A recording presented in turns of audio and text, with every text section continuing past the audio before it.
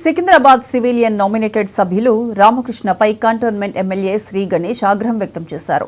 MLA Shri Ganesh అవగాహన రహితంగా మాట్లాడుతున్నారని రామకృష్ణ విమర్శించడంపై ఆయన స్పందించారు.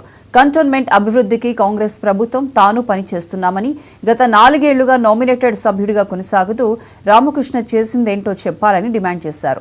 ప్రజా సమస్యలను గాలికి వదిలేసి కాంట్రాక్టర్లకు రామకృష్ణ కొమ్ము కాస్తున్నారని ఆరోపించారు.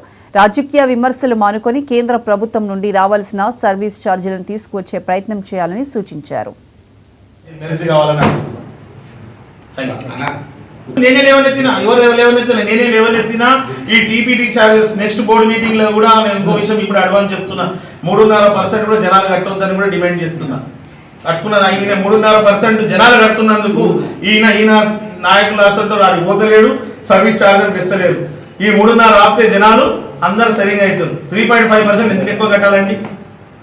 రాష్ట్రం అంతటా 7.5% స్టాంప్స్ అండ్ డ్యూటీ ఛార్జెస్ ఉంటే మన కంటోన్మెంట్ బోర్డు లిమిట్స్ లో ఉన్న వాళ్ళు 11% ఎందుకు కట్టాలా? 3.5% ఎందుకు ఎక్కువ కట్టాలి? నేను ఇప్పుడు కాదు, దీని రిజల్యూషన్ పాస్ చేసినాక నేను డిమాండ్ చేస్తా. అప్పుడు ఇప్పుడైతే ఈ రోజుకైతే ఏమంటున్నా, రిజల్యూషన్ ఏం చేసినాం వారు, నేను కూడా వీళ్ళు లెటర్ ఇస్తారు. ఆ లెటర్ సీఎం గారి దగ్గరికి వెళ్తుంది. వెళ్ళినాక ఈ పైసలు రిజిస్ట్రేషన్ ఆఫీస్ నుంచి స్ట్రైట్ అవే కంటోన్మెంట్ బోర్డుకి వస్తాంటే, ఎందుకంటే స్టేట్ గవర్నమెంట్ ఇచ్చేస్తుంది. కాకపోతే సిస్టమ్ లా ఆయన ముఖ్యమంత్రి సిస్టమ్ పనిచేస్తుంది, కొంచెం లేట్ అయితే బిల్డింగ్ పర్మిషన్స్ అన్ని ఇక్కడి నుంచే వ్యవహారం ఉంది.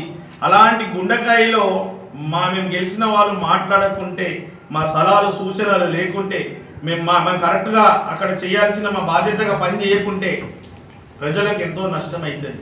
ఇప్పటికే నేను గెలిచిన 7 నెలలనే గమనిస్తే ప్రజలు ఎంతో బాధపడుతుంది. ఏంటంటే నిన్న కూడా కొన్ని ఛానల్ వాళ్ళు నాతో వచ్చారు, బస్తీలకి వెళ్తే ప్రతి చిన్న విషయానికి వాళ్ళు ఎక్కడెళ్ళా అలా అర్థమైతలేదు. వాళ్ళు మోరీలనే ఉంటుర్రు, మోరీ నీళ్ళంతా బయటికి పోతుంటే అట్టనే గుడికి వెళ్తున్నారు, అట్టనే పిల్లలు స్కూల్కి వెళ్తున్నారు.